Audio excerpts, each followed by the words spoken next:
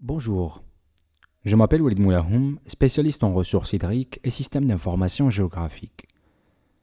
Dans cette vidéo, je vais expliquer comment les cours d'eau et les bassins versants peuvent être délimités à partir d'un modèle numérique de terrain en utilisant les systèmes d'information géographique.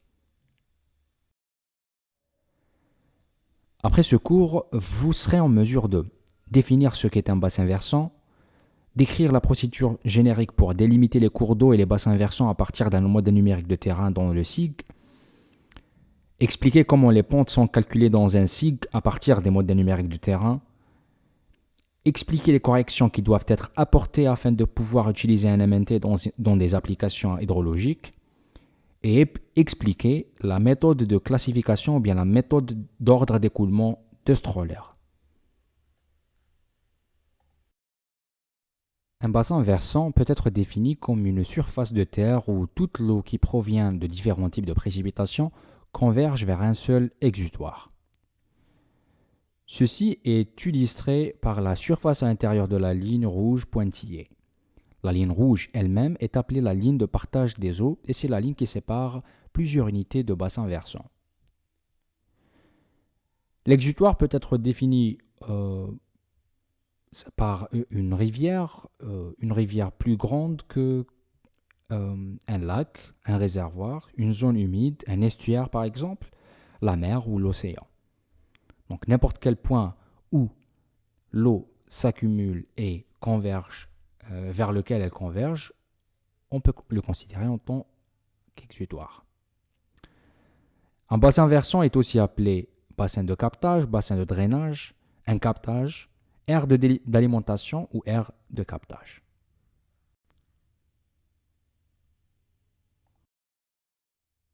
Ici, nous voyons un bassin versant.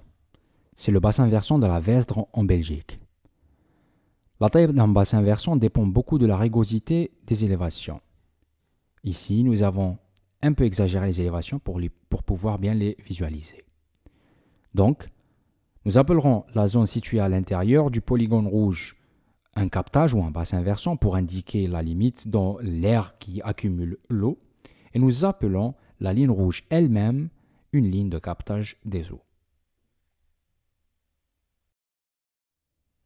Alors, comment dériver les cours d'eau et les bassins versants à partir d'un modèle numérique de terrain en utilisant un SIG? Sur ce slide, je vais montrer le flux de travail général qui s'applique dans de nombreux logiciels SIG. Dans les prochains slides, je vais détailler chacune de ces étapes un par un. Nous devons d'abord acquérir les tuiles du MNT. Ensuite, nous devons mosaïquer les tuiles du MNT si notre zone d'étude est répartie sur différentes tuiles. Par la suite, nous devons reprojeter le MNT. Nous devons aussi le subdiviser. Ensuite, si nécessaire, il faut interpoler les vides et remplir les puits et éliminer les pics. Nous devons brûler le réseau des cours d'eau si nous disposons d'un réseau de cours d'eau validé préexistant.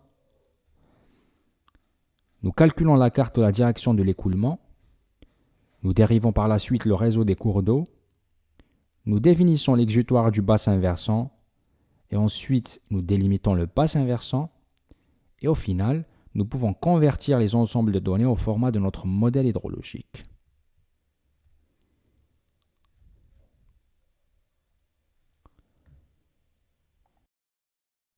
La première étape consiste à télécharger le MNT. Le MNT est disponible en tuiles.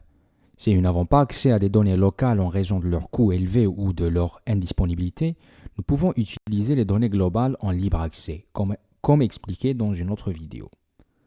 Ainsi, la plupart du temps, nous utiliserons le produit global SRTM 1 second arc dont la résolution avoisine 30 mètres au niveau de l'équateur.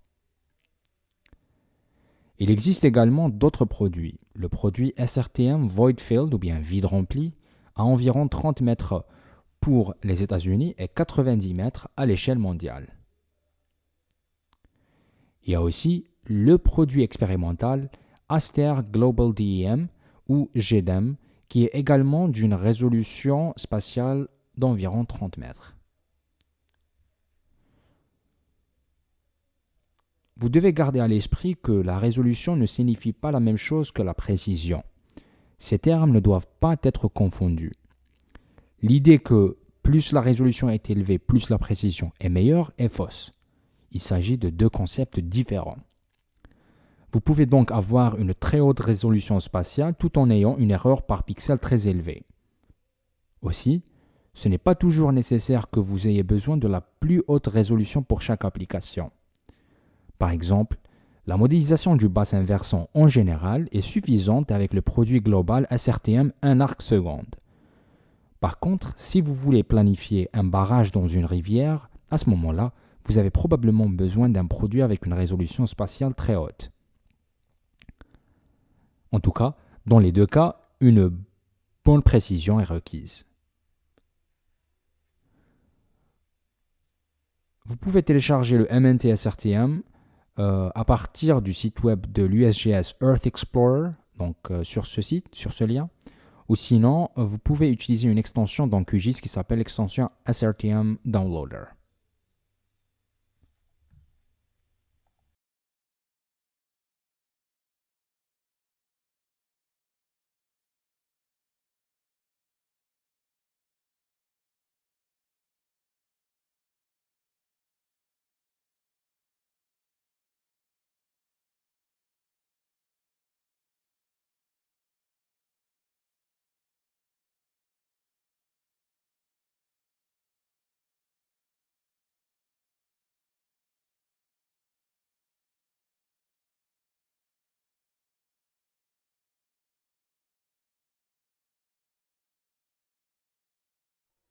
Votre demande d'étude ne se situe pas nécessairement au centre d'une tuile MNT, mais il est réparti sur deux ou plusieurs tuiles.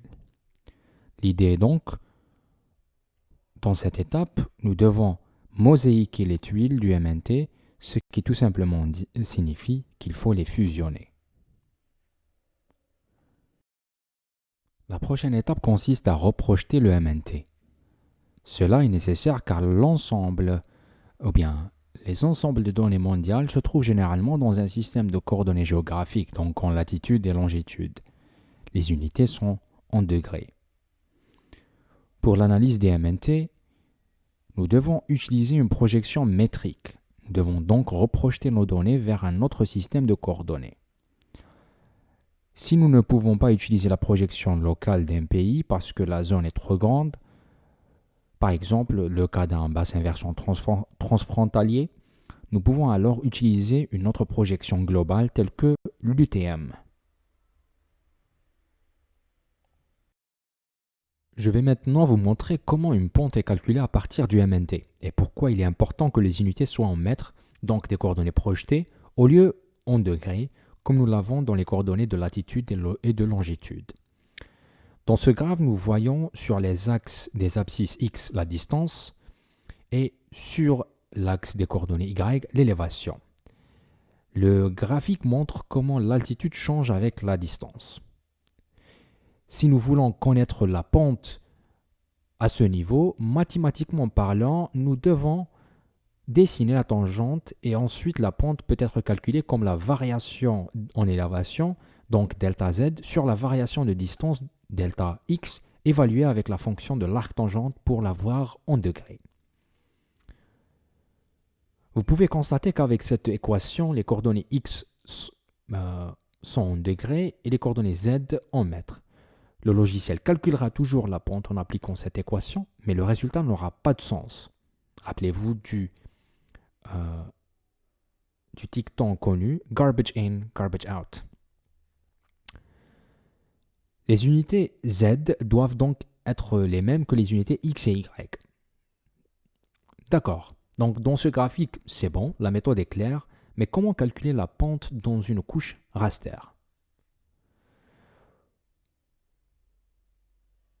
Pour cela, nous devons utiliser une fonction focale à fenêtre mobile, parce que nous devons calculer la pente à partir des pixels environnants. Nous considérons donc le pixel au milieu d'une fenêtre mobile 3 par 3 et nous attribuons la pente la plus raide au pixel que nous considérons. Puis, nous déplaçons la fenêtre du pixel suivant et on recalcule les pentes dans toutes les directions en attribuant à chaque fois la pente la plus raide au pixel central que nous considérons. Ceci est un exemple d'une opération focale dont nous avons parlé dans une vidéo ultérieure. Par contre, cette méthode a un problème. Cette méthode fonctionnera. L'idée qu'on se pose, c'est que est-ce que cette méthode fonctionnera-t-elle dans la première ligne colonne ou bien la dernière ligne colonne? La réponse est non. Pourquoi? Parce qu'il n'y a pas assez d'informations entourant le pixel pour calculer la pente dans un noyau ou dans une fenêtre. Ceci entraînera donc à des pixels nuls sans aucune valeur aux frontières. Donc, si vous voulez calculer les pentes d'une zone d'étude, assurez-vous que vous choisissez votre zone d'étude un peu plus grande que le domaine exact d'intérêt, car sinon, vous perdrez l'information au niveau des frontières.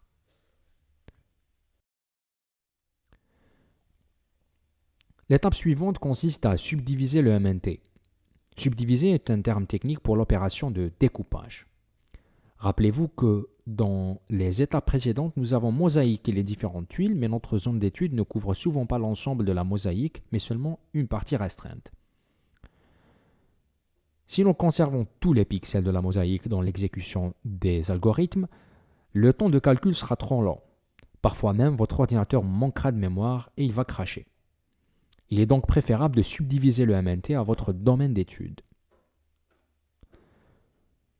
Mais cette subdivision ne doit pas être trop petite car elle coupera les limites de votre zone d'intérêt dans la délimitation. Un bon moyen est donc de comprendre un peu les différences d'élévation de votre domaine d'intérêt pour déterminer où se situe l'exutoire, où se trouvent les zones d'origine ou les lignes de séparation en observant les élévations.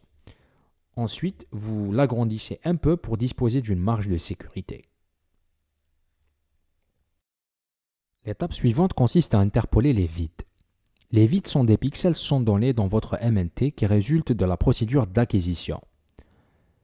Quelques procédures ne traitent pas bien les zones de dépression couvertes par la neige ou qui se trouvent dans l'ombre d'autres montagnes par exemple. Nous devons donc utiliser les informations environnantes pour interpoler ces zones. Voici le résultat final.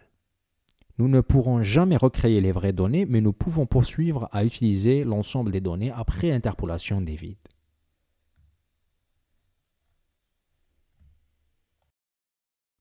L'étape suivante consiste à remplir les puits. Tout d'abord, il ne faut pas confondre les puits avec les vides. Les vides sont des pixels sans données, alors que les puits sont des dépressions artificielles dans le paysage qui sont causées par le processus de génération des MNT.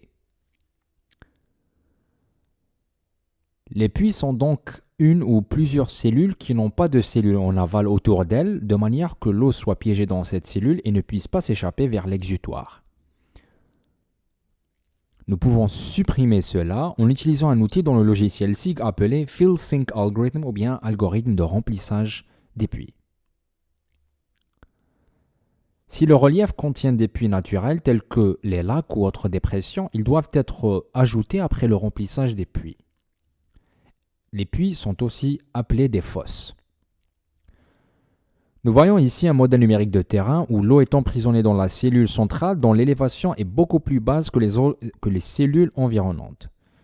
Cela empêche l'eau de s'écouler vers la sortie.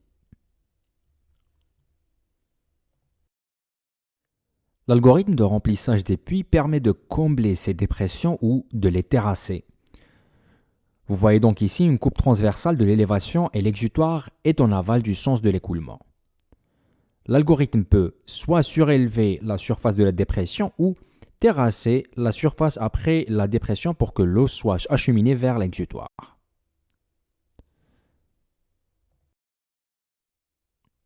Parfois, il est nécessaire de brûler le réseau des cours d'eau afin de forcer l'eau à suivre les vraies rivières. Cela ne peut bien sûr se faire que lorsque la couche du réseau fluvial existe et elle est validée. L'étape suivante consiste à calculer la direction de l'écoulement. Le plus souvent, nous utilisons l'algorithme D8. Semblable à l'algorithme de la pente, cet algorithme va focaliser sur une fenêtre de 3 sur 3 pixels et calculera la pente de toutes les directions autour de la cellule du centre. Mais au lieu d'assigner la pente, il attribuera la direction de la pente la plus raide.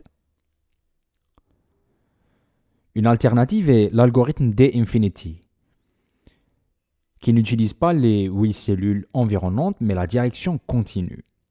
Bien sûr, cela exige plus de calculs et cela ne se traduira pas toujours par de meilleurs résultats.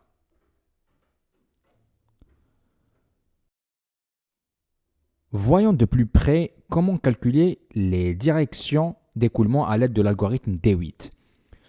Sur le côté gauche, on voit les élévations. Chaque pixel a l'altitude en mètres. En regardant la cellule centrale, nous avons besoin des informations des cellules environnantes car il s'agit d'une opération focale comme pour le calcul de la pente. La résolution spatiale est de 30 mètres. Les pixels sont donc de 30 par 30 mètres.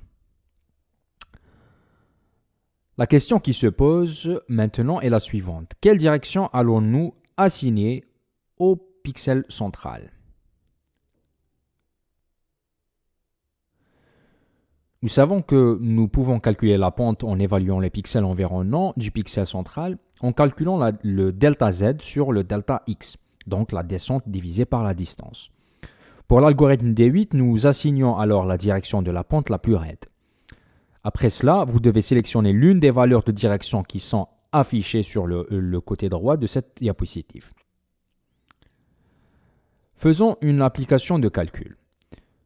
Si vous envisagez la cellule du sud, donc la direction numéro 4, le calcul sera 67 moins 52 divisé par la distance 30 qui est égale à 0,5. Envisageons maintenant la diagonale, donc la direction 3. La descente sera 67 moins 48, mais la distance n'est plus de 30 parce que nous devons appliquer la loi de Pythagore pour calculer la distance. La distance diagonale est supérieure à une distance horizontale ou verticale. Nous utilisons donc 30 fois la racine carrée de 2 et cela donne 0,45. Donc la réponse de la direction du flux était le numéro 4. C'est la direction vers le sud.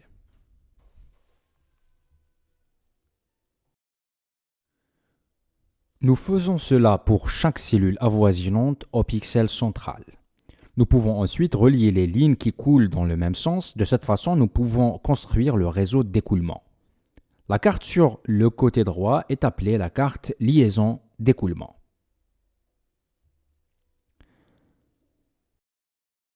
Maintenant, les liaisons d'écoulement sont pour chaque pixel, mais ce n'est pas chaque pixel qui contribue à la rivière. Ce n'est pas toute l'eau qui retombe sur un pixel qui devient une rivière. Nous avons donc deux méthodes pour dériver le cours d'eau. Nous pouvons examiner l'accumulation de l'écoulement ou nous pouvons inspecter l'ordre de l'écoulement de Strahler. Examinons de plus près l'accumulation de l'écoulement. Sur cette carte, nous avons la quantité de précipitation dans chaque cellule. Nous pouvons lui superposer le lien d'écoulement qui a été dérivé dans une étape précédente. Le lien d'écoulement détermine en fonction de la direction d'écoulement, la façon dont la quantité de précipitation se déplace à travers le bassin versant.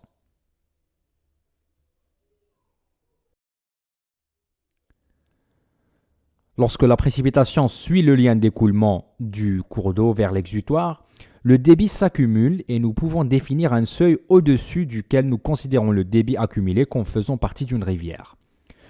Supposons alors que nous considérons 10 unités comme seuil dans ce cas, cela signifie que tout ce qui s'accumule plus de 10 est considéré comme une rivière. Et c'est ainsi qu'un réseau de cours d'eau peut être dérivé. Il est un peu difficile de déterminer la valeur de ce seuil, donc il faut un peu de tâtonnement. Il n'y a aucune règle générale de cela et cela dépend de plein d'autres propriétés physiques du bassin versant. Ici à gauche, par exemple, nous voyons l'exemple c'est-à-dire si nous prenons 500 unités comme seuil, et sur le côté droit, on voit le cas pour 1000 unités. Donc en faisant baisser le seuil, il en résulte un plus grand nombre d'affluents et de sous-bassins versants que si nous le prenons plus élevé. Donc il faut toujours savoir choisir ce seuil.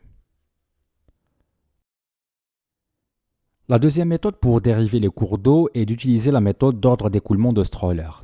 Cette méthode permet de classer les tronçons de rivière en fixant un seuil pour lequel nous considérons le tronçon comme un cours d'eau.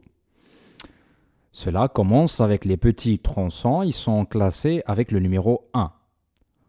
Lorsque deux cours d'eau d'un même ordre se rejoignent, l'ordre du classement augmente. Donc, deux de numéro 1 se joignent dans un tronçon d'ordre 2.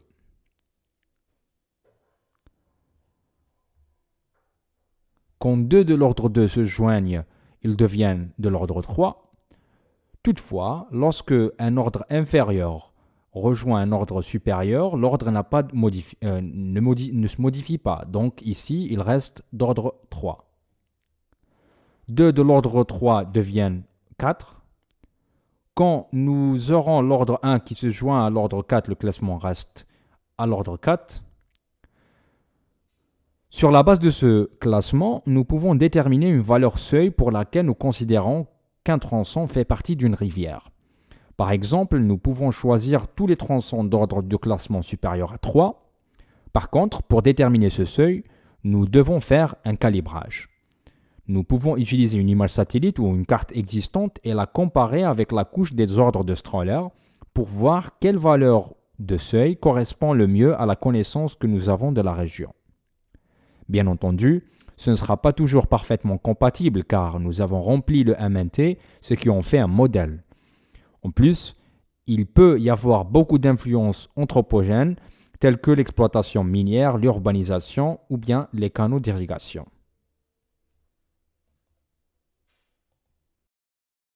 L'étape suivante consiste à définir le point d'exutoire du bassin versant. Nous devons définir cela exactement sur le réseau du cours d'eau délimité. Nous ne pouvons donc pas utiliser une carte de fond comme le OpenStreetMap ou Google Maps, où le fleuve y figurant a été défini d'une autre manière. Notre MNT et les cours d'eau délimités font désormais partie d'un modèle. Si nous ne définissons pas l'exutoire sur le modèle, il ne résultera pas en un bassin versant. Donc, l'exutoire doit être exactement sur le cours d'eau délimité par le MNT. Que pouvons-nous définir comme exutoire? Un exutoire peut être une position dans une rivière où nous avons des mesures des rejets ou de la sortie d'un affluent par exemple.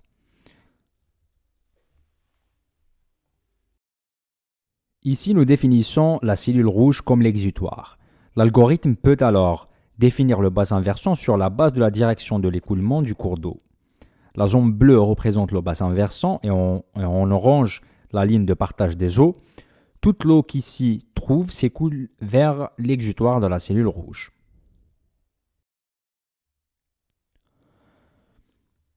Vous venez donc d'apprendre la procédure générale de délimitation des bassins versants et des cours d'eau qui consiste en, premièrement, le téléchargement des tuiles du MNT, mosaïque et fusion des tuiles si la zone d'étude s'étend sur plusieurs tuiles, reprojection du MNT, subdivision du MNT, interpolation des vides si cela s'avère nécessaire, remplir les puits et élimination des pics, brûler ou forcer le réseau des cours d'eau si vous le jugez nécessaire et si vous disposez bien sûr d'un réseau des cours d'eau déjà existant, calcul de la carte des liaisons d'écoulement, dérivation des cours d'eau, définition de l'exutoire, puis délimitation des bassins versants.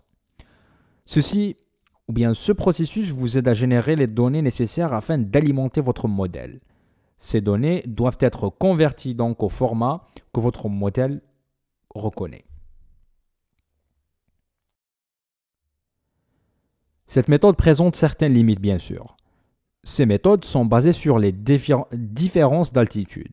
Donc cela ne fonctionne pas dans les zones qui sont plates ou dans les régions où il n'y a pas d'écoulement gravitationnel naturel.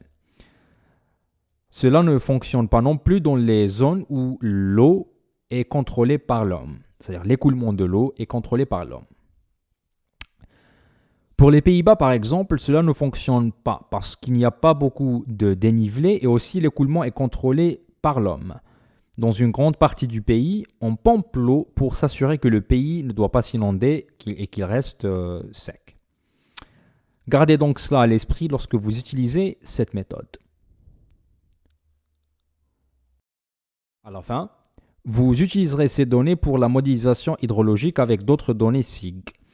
Dans la procédure de délimitation des bassins versants, elle apporte des contributions très importantes au modèle des bassins versants. La délimitation de la zone d'étude, les cours d'eau et la direction de l'écoulement peuvent être utilisés aussi dans la partie modélisation.